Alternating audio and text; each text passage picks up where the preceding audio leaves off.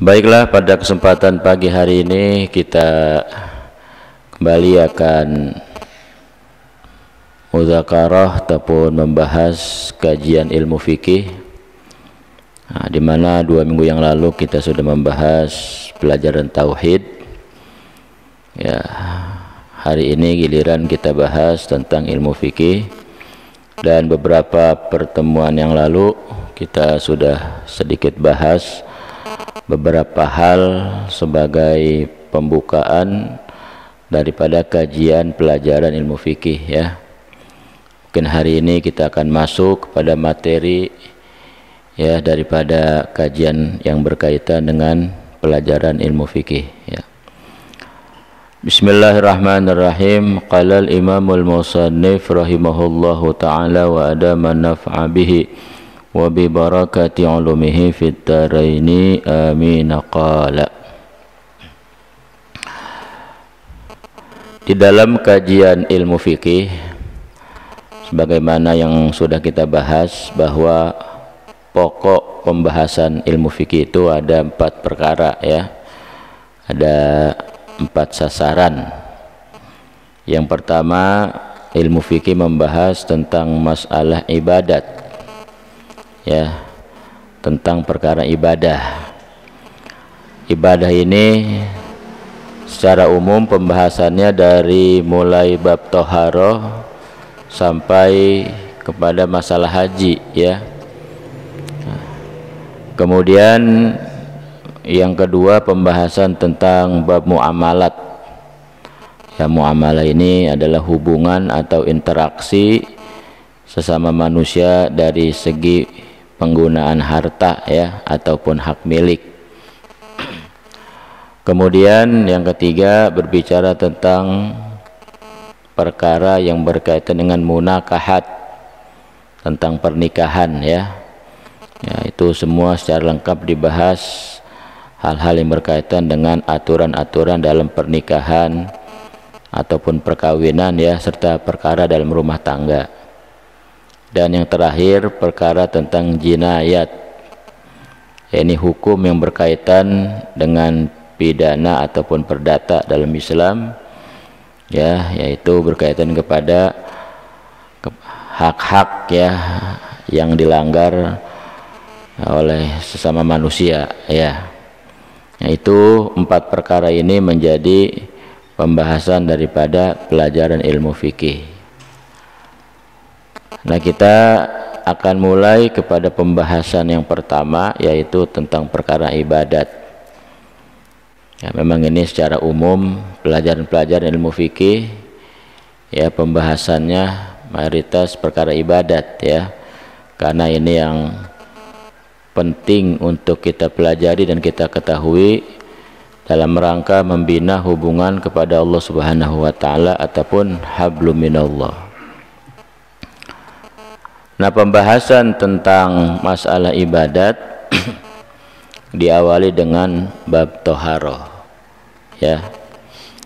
Thaharah itu secara makna bahasa, secara arti bebas, yaitu, ya, at-thaharah bimana an-nadzafah, ya, artinya suci, ya, atau bersih, ya, sebagaimana dalam hadis Nabi sabdakan, an-nadzafatu minal iman, kebersihan itu sebahagian daripada tanda keimanan.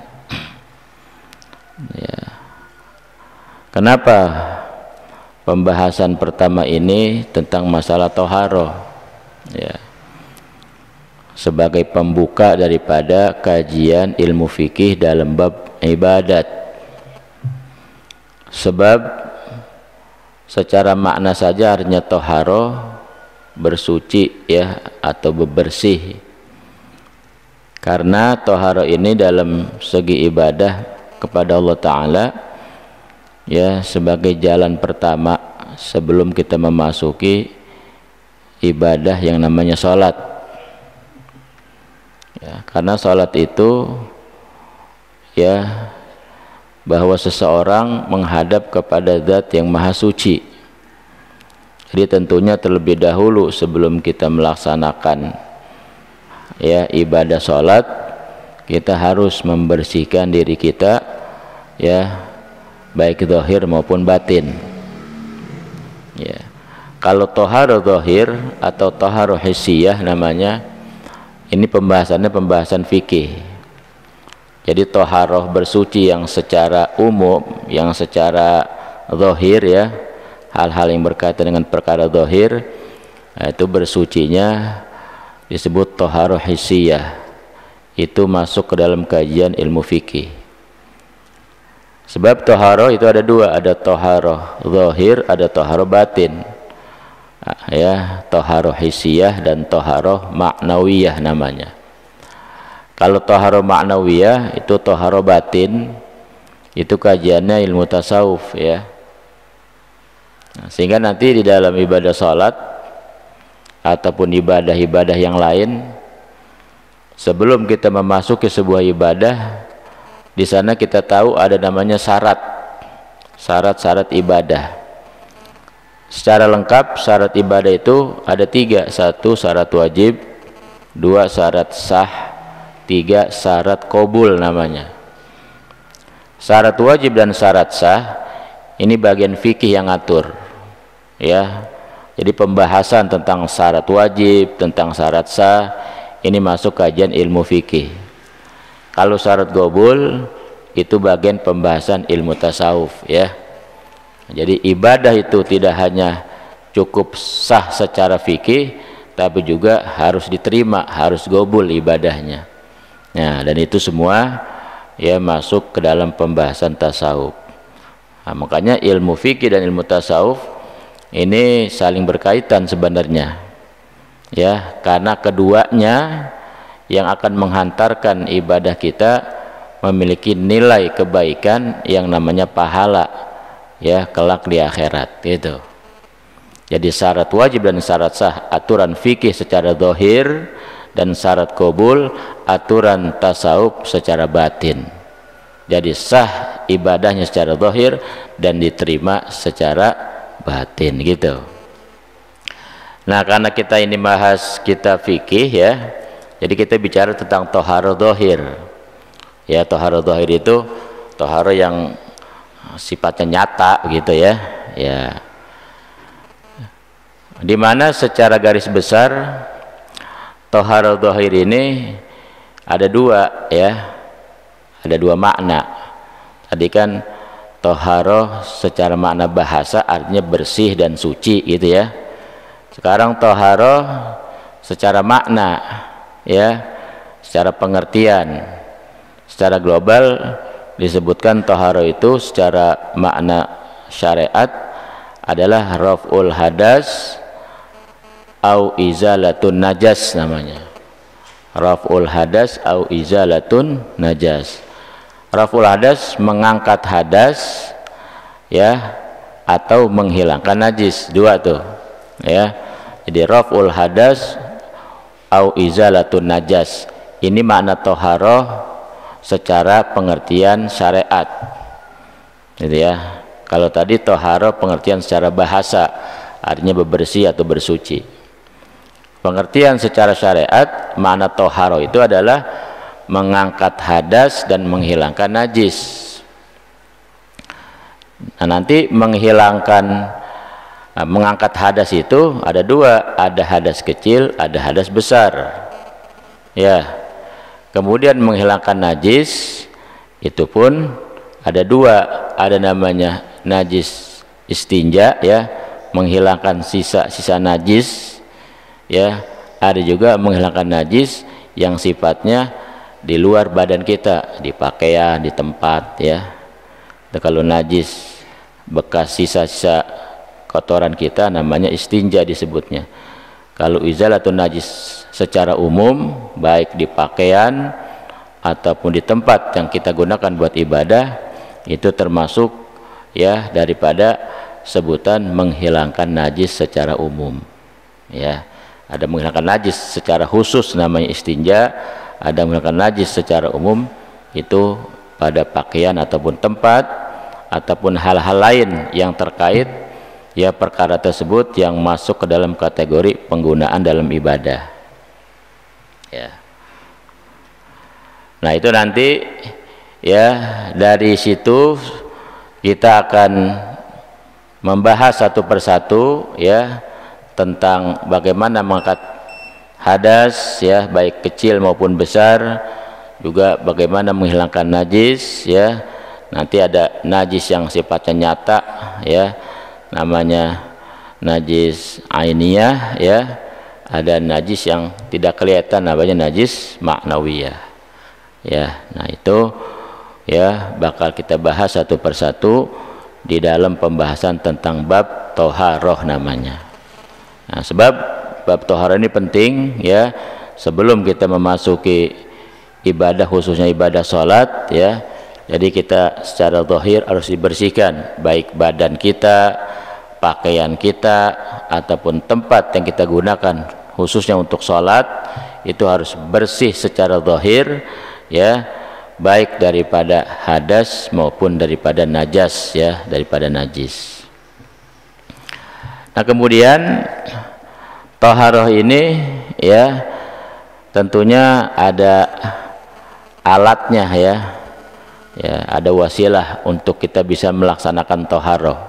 Dikasih sarana sama Allah ya, dalam kehidupan ini kita dikasih sarana untuk bisa melaksanakan yang namanya toharoh ya. Nah, toharoh itu ya tadi secara makna itu ada dua, yaitu mengangkat hadas dan menghilangkan najis. Nah kemudian tujuan daripada dua perkara tadi ya, supaya tercapai apa yang kita maksud untuk melaksanakan taharah, maka dikasih sarananya atau alat untuk bersuci. Di sini dikatakan oleh para ulama bahwa ada 4 sarana ya untuk melakukan taharah. Satu tentunya kita menggunakan air ya, al-ma'u, yaitu air. Nanti air dibahas tuh secara rinci ya, air mana yang boleh digunakan buat taharah, mana yang enggak boleh, plus nanti ada sebutan nama-namanya. Yang kedua ya, kalau enggak ada air, ada kita gunakan yang namanya tanah atau debu ya, dengan bahasa lain namanya tayamum. Ini sebagai ganti daripada ya berwudu ya, menggunakan air. Jadi ketika seorang tidak mampu atau enggak bisa menggunakan air, maka dikasih sarana yang kedua, yaitu at-turab, tanah ataupun debu. Yang ketiga bisa juga menggunakan batu ya. Jadi batu ini bisa menjadi alat bersuci ya. Nah kita tahu tuh bahwa di dalam istinja ada istijmar. Kalau istinja ini umumnya menggunakan air ya, kalau istijmar menggunakan batu. Misalnya kita habis buang air kecil ya, bukan hanya dibolehkan pakai air saja. Jadi ketika kita habis buang air kecil ataupun buang air besar, kan diwajibkan kita bersihkan tuh sisa kotoran atau sisa najisnya ya, baik menggunakan air namanya istinja ataupun menggunakan batu namanya istijmar. Jadi kita sebenarnya boleh milih. Ini habis buang air kecil nih misalnya, contohnya dikasih pilihan mau pakai air apa mau pakai batu gitu ya. Kalau secara afdol mana? Ya afdol sih ya, kalau afdolnya lengkapnya pakai dua-duanya, batu dulu ya, baru terakhir pakai air ya. Tapi kalau buat milih mana yang paling bagus, ya air tentunya.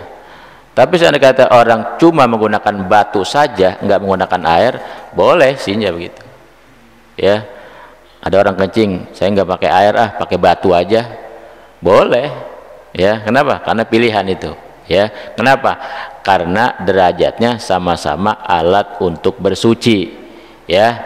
Cuman secara afdoliyahnya ya, kalau lengkapnya ya dua-duanya pakai gitu. Jadi pakai batu dulu, terakhir baru pakai air gitu ya. Kalau disuruh milih antara batu sama air, yang paling utama mana ya? Yang paling utama ya air tentunya.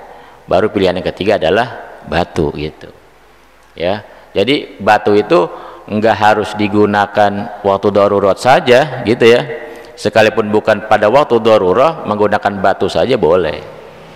Kenapa? Karena batu digunakan sama ya, Allah jadikan sebagai salah satu sarana untuk bersuci. Itu sarana yang ketiga.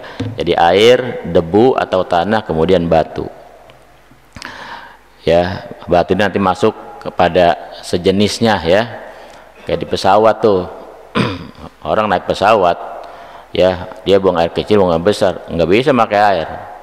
Ya kalau sekapal pakai air semua, mesti terbalik itu kapal. Iya. Ya tahu sendiri pesawat itu muatnya bisa 300 orang, bahkan ada 500 orang masuk ke dalam pesawat. Kalau semua bareng ke toilet pakai air, yang nggak bisa terbang itu dia, keberatan air. Tuh makanya pakai apa? Pakai tisu boleh nggak? Ya, pakai tisu ini boleh. Kenapa? Karena tisu ini mengkias daripada batu, gitu.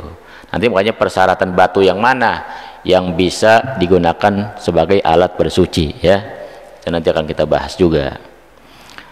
Nah kemudian yang keempat adalah benda atau sesuatu yang digunakan ya untuk menyamak kulit ya. Nah, ini sesuatu yang digunakan, kan biasa kalau habis orang motong hewan kurban biasanya ya, atau potong kambing, motong sapi, onta tuh, itu kulitnya kan boleh digunakan ya, termasuk kalau dia sekalipun itu bangkai dari hewan yang boleh dimakan dagingnya.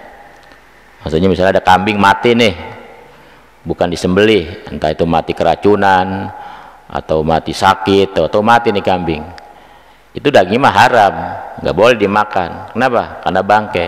Tapi kulitnya bisa diambil ya, bisa dimanfaatin ya, sekalipun nanti ada sisa-sisa lemak nempel, sisa-sisa daging yang ada, itu dibersihkan dengan cara apa? Dengan cara disamak namanya ya. Nah itu benda-benda atau sesuatu yang digunakan untuk menyamak, itu bagian daripada alat bersuci itu ya. Ya kalau kulit yang hewannya disembelih ya gimana? Itu mah halal ya. Jadi katanya kalau orang doyan kulit binatang yang udah disembelih dagingnya, boleh dimakan. Ada orang bukannya tuh kulit sapi dibikin apa? Dibikin kerupuk ya. Itu boleh. Yang penting sapinya dipotongnya apa? Dipotongnya dalam disembelih ya, disembelih berarti dia matinya mati halal. Jadi semua yang ada di situ di tubuh binatang tersebut boleh dimanfaatin, maksudnya boleh dimakan ya. Tapi kalau daging kalau kulit dari hewan yang matinya nggak disembelih, boleh digunakan saja, bukan untuk dimakan, tapi setelah disamak namanya ya. Jadi samak itu dibersihkan sisa-sisa ya lemak ataupun daging yang nempel di kulit tersebut. Nah itu macam-macam nanti itu ya, ada yang pakai garam apa begitu ya, atau pakai sesuatu yang sifatnya panas kayak jahe misalnya, segala macam tuh. Nah itu termasuk bagian daripada toharoh ya. Alat-alat itu ya diciptakan sama Allah, salah satu fungsinya untuk ya mensucikan atau membersihkan ya pada kulit binatang yang akan digunakan. Dan nanti kalau udah disamak kulitnya itu boleh kita bikin baju, buat sejadah gitu ya, atau buat peralatan-peralatan buat naruh Quran gitu dan seterusnya. Nah itu merupakan bagian daripada alat-alat atau sarana ya yang diciptakan oleh Allah Subhanahu wa taala sebagai alat bersuci ya. Nah kemudian sekarang sudah ada alatnya ya, sudah ada pengertian toharohnya. Sekarang rinciannya apa itu ya, kerjaan toharohnya apa ya. Tadi secara lengkap ya kan mengangkat hadas, tadi ada hadas kecil, ada hadas besar. Kerjaan buat mensucikan ya sesuatu yang kita gunakan atau jadi sarana buat ibadah kepada Allah Ta'ala, kerjaannya tuh secara lengkap ada 5. Tadi tuh 1 istinja ya, Kalaupun istinja ini masuk kepada bab menghilangkan najis ya, istinja. 2, berwudu. Nah, wudu ini adalah upaya atau cara untuk mengangkat hadas. Jadi ada bahasa mengangkat, ada bahasa menghilangkan. Kalau bahasa mengangkat itu buat hadas kecil maupun besar, karena hadas itu bukan barang dia, bukan benda, tapi sifat dia mah. Jadi sifat yang ada di dalam diri seseorang, dia nggak punya wudu atau batal wudu, berarti dia punya sifat dalam dirinya, punya hadas, namanya apa? Hadas kecil sebutnya, itu ya. Kalau hadas mah sesuatu yang abstrak, nggak kelihatan gitu. Makanya bahasanya bukan ngilangin, karena sifat mah ya sesuatu yang abstrak nggak bisa dihilangin. Hadas nih biasanya diangkat gitu ya. Kayak kita misalnya nih nggak punya wudu gitu kan, itu kita punya sifat hadas dalam diri kita, namanya hadas kecil ya. Nanti ada beberapa larangan orang yang punya hadas kecil, seperti nggak boleh sholat ya, nggak boleh tawaf, nggak boleh menyentuh Quran gitu ya. Nah itu tuh karena ada larangan begitu ya, berarti ini hadasnya supaya boleh itu semua. Gimana kita mau sholat ya, kita mau tawaf atau membawa Al-Quran, sebenarnya punya hadas kecil, maka mesti diangkat dulu itu hadasnya. Pakai apa? Pakai wudu gitu ya. Jadi makanya kalau bahasa buat hadas mengangkat, makanya niat mandi sama niat wudu bahasnya raf'a. Nawaitu raf'al hadatsil asghar, nawaitul ghusla li raf'i, itu bahasanya. Raf itu ngangkat ya. Aku niat ya mengangkat hadas kecil waktu wudu ya, atau aku niat berwudu untuk ya untuk mengangkat hadas kecil. Aku niat mandi untuk mengangkat hadas besar.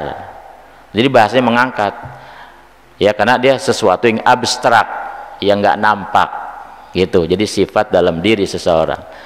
Kalau najis sesuatu yang nampak gitu, makanya bahasnya menghilangkan.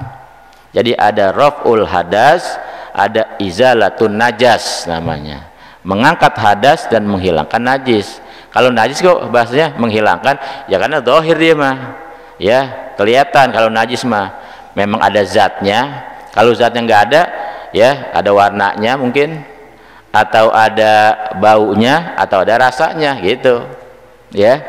Nah itu namanya sesuatu yang nyata. Maka sesuatu yang nyata bahasanya bukan diangkat tapi dihilangkan gitu tuh ya. Jadi makna tohar itu 2, mengangkat hadas dan menghilangkan najis. Nah mengangkat hadas ini perbuatannya ada 2, ada wudu untuk mengangkat hadas kecil, dan ada mandi untuk mengangkat hadas besar gitu ya. Jadi pertama istinja. Kalau istinja nih kan ngilangin sisa najis, berarti dia izalatun najas, ngilangin dia mah, karena sisa itu ya, ada sisa-sisa kotoran. Kalau wudu bukan ngilangin tapi mengangkat ya. Kenapa? Karena wudu untuk mengangkat hadas kecil tuh. Istinja, wudu, kemudian mandi ya. Mandi sini tentunya mandi yang sifatnya ibadah, terutama mandi untuk angkat hadas besar ya tuh ya, namanya mandi janabah atau mandi junub. Itu pun bahasanya mengangkat, untuk mengangkat hadas besar. Kemudian yang ketiga tayamum ya. Jadi tayamum ini adalah satu perbuatan dalam toharoh ketika seseorang tidak mampu menggunakan air. Jadi tidak mampu itu imma memang karena dia nggak bisa gunain air banyak, memang nggak bisa pakai air karena faktor sakit mungkin ya, atau ada bahaya di situ ya, ataupun memang airnya nggak ada sama sekali kayak musim kering gitu ya. Ya itu namanya udzur nanti ya. Maka ketika orang ya menghilangkan najis ataupun mengangkat hadas, tidak ada sarananya namanya air, nanti beralih kepada sarana yang kedua, namanya tanah atau debu gitu. Kerjaannya disebut tayamum gitu ya. Itu yang keempat. Yang kelima itu menghilangkan najis tadi tuh, yang di baju, yang di badan, yang di tempat ya.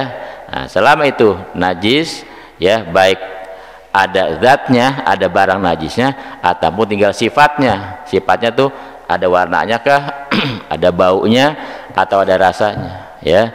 Maka dihilangkan terlebih dahulu sebelum kita melakukan sebuah ibadah. Maka 5 perkara ini menjadi perbuatan dalam bab toharoh. Apakah itu istinja, apakah itu wudu, ataukah mandi, atau tayamum, atau menghilangkan najis, ya. Kemudian sarananya tadi itu, alatnya udah dikasih sama Allah. Ada air, ada debu atau tanah, ada batu, ya, termasuk ada sesuatu yang bisa menghilangkan sisa-sisa najis pada kulit, namanya menyamak, gitu. Jadi kita lengkap nih semua, ya. Jadi caranya sudah diatur sama Allah. Bagaimana nih penggunaannya, tata caranya, kaifiatnya diatur dalam ilmu fikih, ya. Kemudian alat-alatnya udah dikasih itu sama Allah, nih alat-alatnya, ya. Nah, kemudian termasuk nama-nama, ya, alat-alat tersebut. Jadi semua komplit. Makanya bab toharoh ini, ya, menjadi pembuka ya di dalam masalah pelajaran ilmu fikih. Kenapa? Karena dia, ya, merupakan jalan untuk bisa melakukan sebuah ibadah. Secara khusus dalam hadis Nabi sabdakan, at-tahur miftahus sholah, kata Nabi. At-tahur, bersuci itu ya adalah apa? Ya, pembuka daripada ibadah sholat, gitu, ya. Nah, itu sedikit, ya, masalah tentang pengertian daripada toharoh.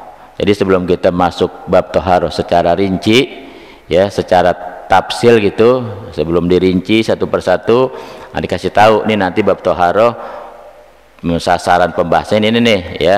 Ada 5 tadi tuh, istinja, wudu, mandi, tayamum, dan menghilangkan najis. Kemudian nanti alat-alatnya ini nih, ya, air, tanah atau debu, batu, dan alat untuk menyamak, ya. Nah, semua itu menjadi pembahasan di dalam bab toharoh, ya, gitu.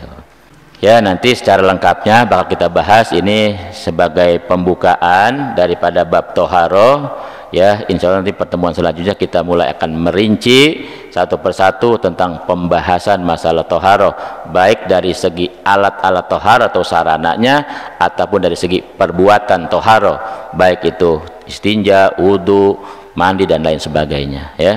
Nah, mudah-mudahan ini bisa menjadi masukan buat kita, ya, sebagai ilmu, ya, yang dapat kita amalkan tentunya dalam rangka menyempurnakan ibadah kita kepada Allah Subhanahu wa taala. Dan kita berharap agar kiranya ibadah-ibadah kita yang sudah kita lakukan, tentunya banyak kekurangan, masih jauh dari kesempurnaan, mudah-mudahan semua dimaafkan oleh Allah Subhanahu wa taala dan diterima olehnya, dan diberikan balasan pahala kelak di akhirat. Amin ya rabbal alamin. Ini saja kajian kita pada kesempatan pada pagi hari ini. Mudah-mudahan kita bahas ada manfaatnya dan dapat kita amalkan tentunya dalam ibadah kita sehari-hari. Sekian, billahi taufiq wal hidayah. Assalamualaikum warahmatullahi wabarakatuh.